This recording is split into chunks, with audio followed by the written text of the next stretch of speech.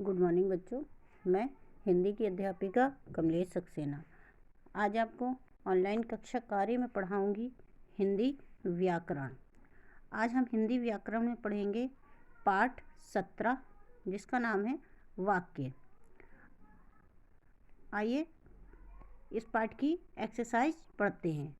आज हम हिंदी व्याकरण की वर्कशीट 3 पढ़ेंगे।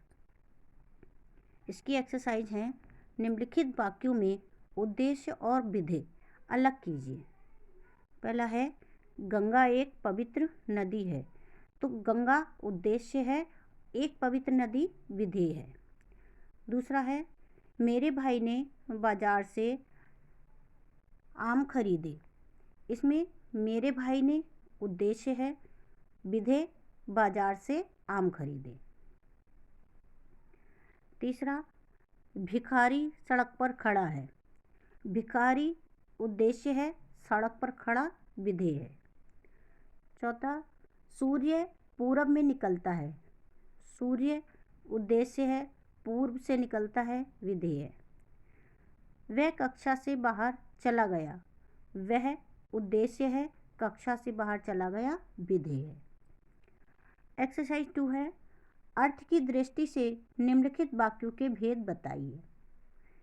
पहला है क्या आप मेरी घड़ी ठीक कर देंगे, यह अर्थ की दृष्टि से प्रश्नार्थक वाक्य है।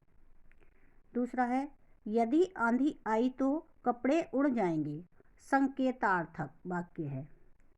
धूप में मत खेलो, आज्ञार्थक वाक्य है।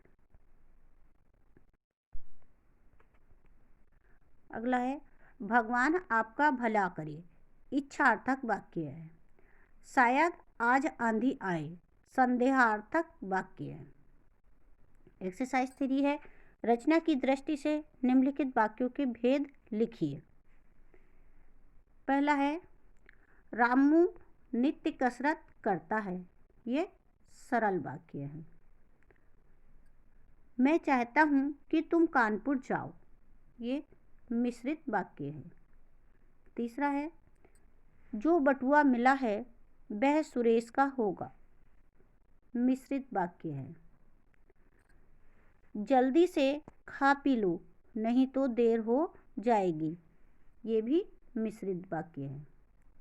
लास्ट है रमेश आया और चला गया, ये संयुक्त वाक्य है। तो बच्चों